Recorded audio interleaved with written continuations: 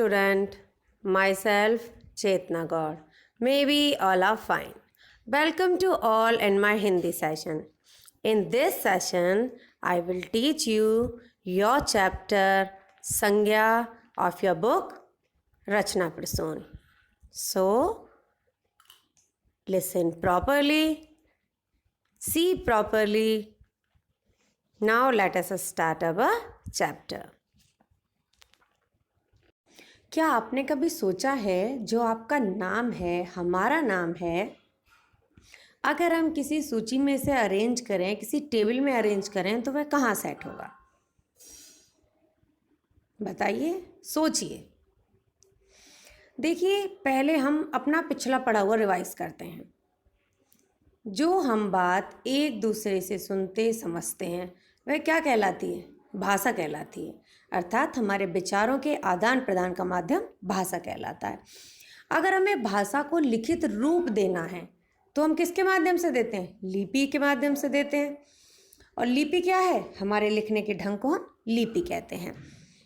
अब लिपि लिखने के लिए जो चिन्ह निर्धारित किए गए हैं वह वर्ण कहलाता है और वर्णों का सार्थक समूह शब्द कहलाता है। तो इतना तो हमारा यहाँ फाइनल हो गया कि जो भी एक असार्थक मीनिंग को लिए हुए अर्थात अर्थ के साथ है जो भी शब्द, वही शब्द कहलाता है। अब शब्द को हम वाक्य के अंदर अरेंज करते हैं तो वह हमारा पद कहलाता है।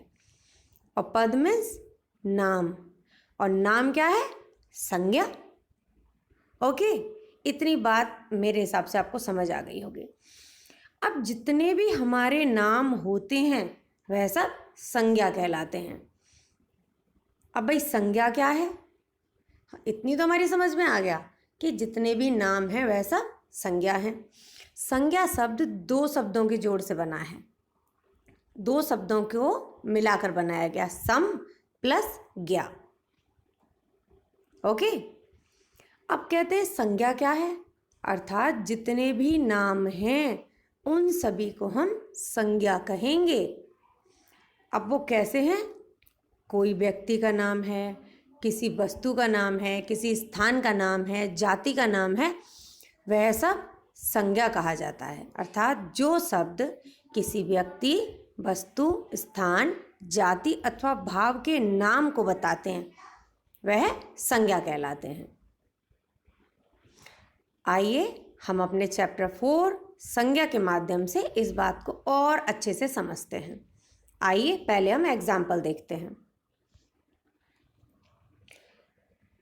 First your sentence is, Delhi Bharat की राजधानी है, रबी में सज्जनता है, सोना बहुत महंगा है, किसान हल चला रहा है।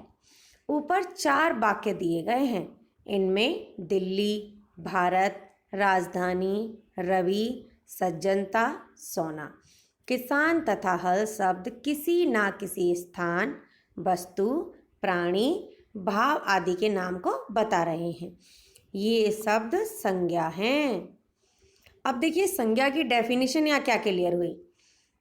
किसी व्यक्ति, वस्तु, स्थान, जाति अथवा भाव के नाम को हम संज्ञा कहते हैं।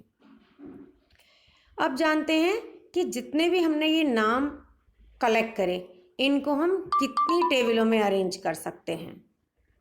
ओके, फर्स्ट योर्स, सबसे पहले हम संज्ञा के भेद डिसाइड करेंगे कि हम संज्ञा को कितने भागों में बांटते हैं। हम संज्ञा को 3 भागों में बांटते हैं, व्यक्तिवाचक संज्ञा, जातिवाचक संज्ञा और भाववाचक संज्ञा। सबसे पहले हम व्यक्तिवाचक संज्ञा को समझते हैं। किसी व्यक्ति, विशेष व्यक्ति, वस्तु अथवा स्थान के नाम को हम व्यक्तिवाचक संज्ञा कहते हैं। उदाहरण के लिए एग्जाम्पल देखें, ताजमहल, यमुना, भारत, हिंदी, निशा, सूर्य, शनि, पृथ्वी, अमेरिका, हिमालय, गीता, रामायण, महाभारत आदि। व्यक्तिवाचक की एक सबसे बड़ी विशेषता यह भी होती है कि व्यक्तिवाचक संज्ञा शब्द सदैव एक वचन में ही प्रयोग होते हैं। आइए अब नेक्स्ट सेकंड जातिवाचक को समझते हैं। जातिवाचक संज्ञा शब्द, जिस संज्ञा शब्द से किसी प्राणी, स्थान अथवा वस्तु की संपूर्ण जाति का बोध हो उसे हम जातिवाचक संज्ञा कहते हैं। जातिवाचक संज्ञा के बारे में हम सीधे सीधे ऐसे भी कह सकते हैं कि जहाँ किसी एक ग्रुप के बारे में बताया जा रहा है, किसी एक स्पेशल व्यक्ति के बारे में नहीं, किसी एक ग्रुप के बारे में बताया जा रहा है, तो वहाँ जातिवाचक संज्ञा होती है।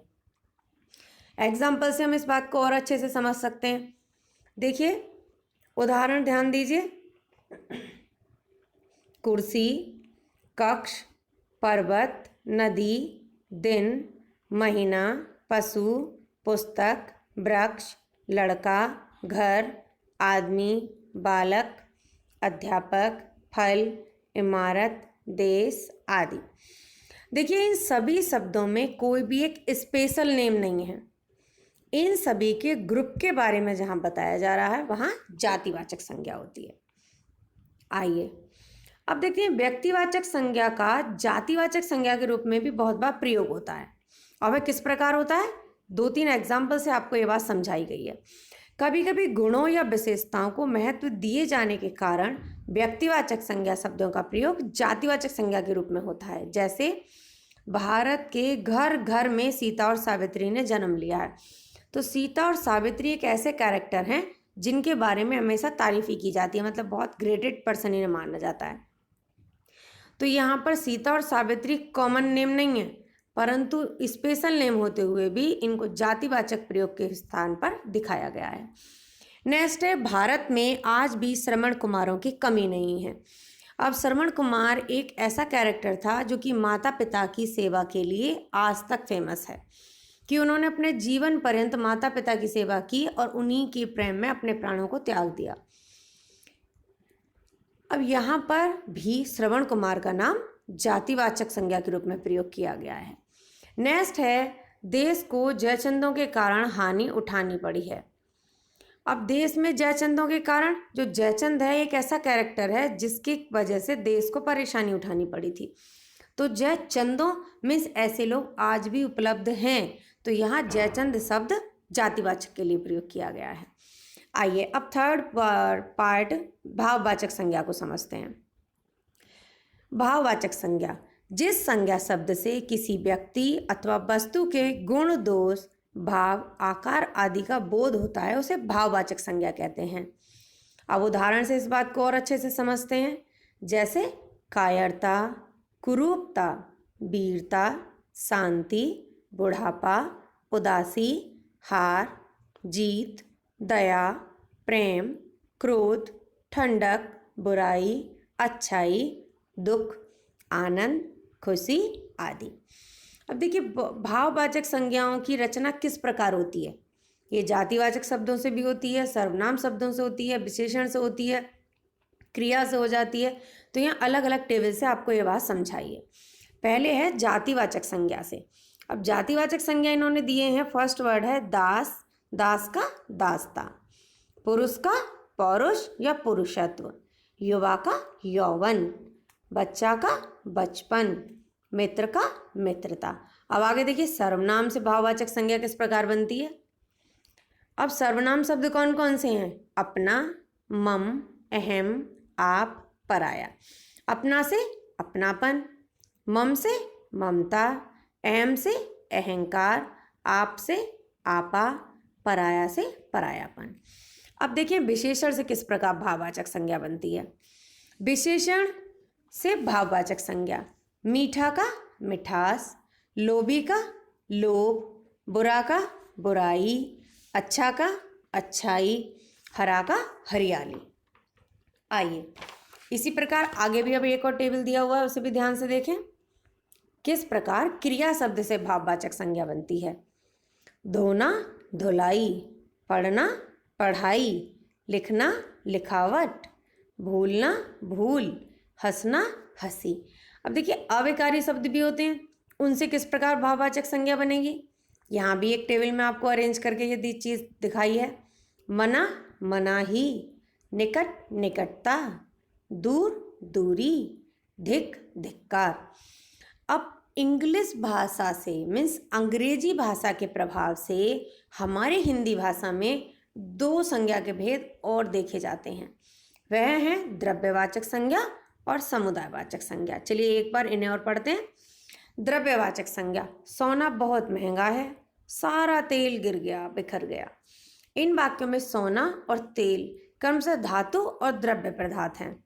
इस प्रकार अब इसकी परिभाषा क्या हुई? जो शब्द संज्ञा किसी धातु, द्रव्य पदार्थ आदि का बोध कराते हैं वे द्रव्यवाचक संज्ञा कहलाते हैं।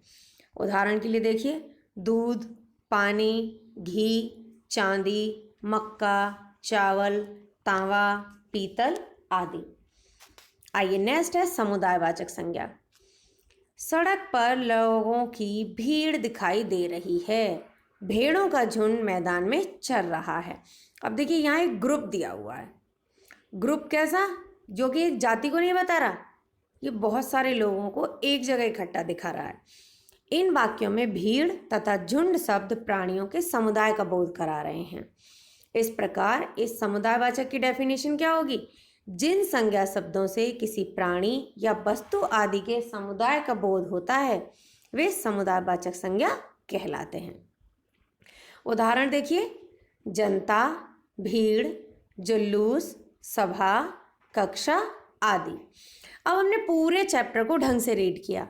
अब यहाँ हम देखते हैं कि हमें याद रखने योग्य कौन से बिंदु हमारे चैप्टर में नजर आए हैं। फर्स्ट है किसी प्राणी, वस्तु, स्थान अथवा भाव के नाम को हम संज्ञा कहते हैं। नेक्स्ट, संज्ञा मुख्य रूप से 3 प्रकार की होती है: व्यक्तिवाचक संज्ञा, जातिवाचक संज्ञा और भाववाचक संज्ञा। नेक्स्ट हमारा है नेक्स्ट पॉइंट, जातिवाचक संज्ञा सर्वनाम, विशेषण, क्रिया तथा अव्यय शब्दों से भी भाववाचक संज्ञा बनाई जा सकती है या बनती है। देखिए हमने पूरे चैप्टर को ढंग से रीड किया। अब यहाँ क्या बात एक क्लियर हो रही है?